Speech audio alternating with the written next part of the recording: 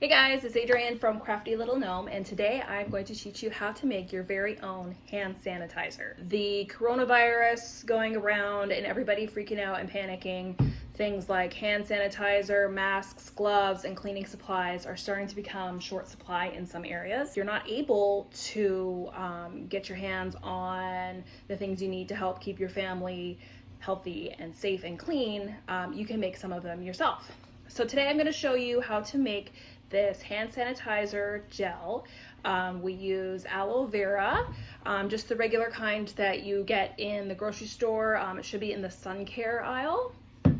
The alcohol portion of it, I'm using Everclear. This is from my liquor cabinet. This is 120 proof grain alcohol, and it's 60% alcohol by volume. So you need to make sure, according to the Center for Disease Control guidelines, that you're using at least 60% alcohol to make your own hand sanitizer. You can't just use the Smirnoff or whatever alcohol you have in your liquor cabinet. It has to be at least 120. If you have the 151, that's even better.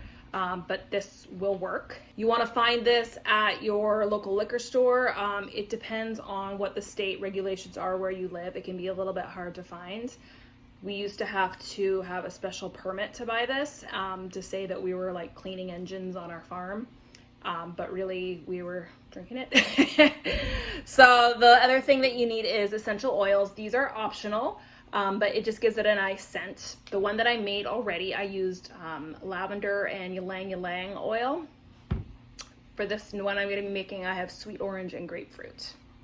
You're also going to need a measuring cup and a funnel. This aloe gel I just got at Walgreens. It's just the basic aloe vera. We had this in our medicine cabinet already, and as you can see, there's not very much left in the bottle. If for some reason you cannot find aloe vera at the store anymore, I know things like this are in short supply, you could also go to your local garden center and buy an aloe plant, strip the leaves and squeeze out the aloe gel from the actual plant. And for this recipe, we're going to be using 2/3 of a cup.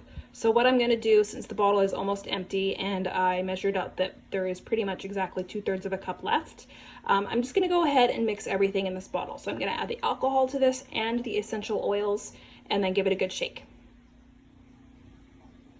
Okay, so I've got my alcohol measured out. I'm just going to pour it into the container with a funnel.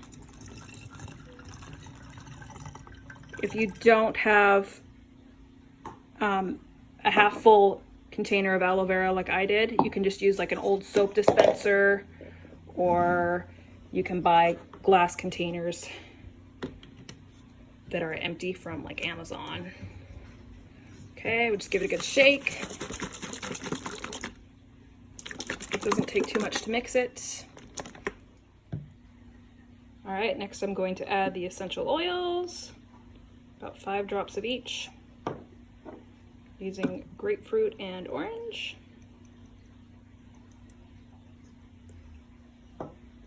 And then I just have to put the lid back on, shake it one more time, and it's good. All right, so I've got 2 containers of aloe gel. Each of them has about a cup worth of hand sanitizer in them. I've got my lavender and ylang ylang, and I have the sweet orange and grapefruit scent. So always make sure that you keep these away for kids, or if they're using it, make sure they're supervised. Because of the extremely high alcohol content, it can really harm a child. So, and this goes with any kind of hand sanitizer, not just the ones that use the grain alcohol. They all have 99% alcohol in them. So you just need a little squeeze on your hands and you're good to go. So I put one in my purse, one in the car, and they're just good to have around. Always you want to make sure that you're washing your hands as much as possible, but sometimes it just isn't possible to wash your hands because there isn't a sink nearby. So this is a good alternative for that. Let me know if you have any questions in the comments and I'll do my best to answer.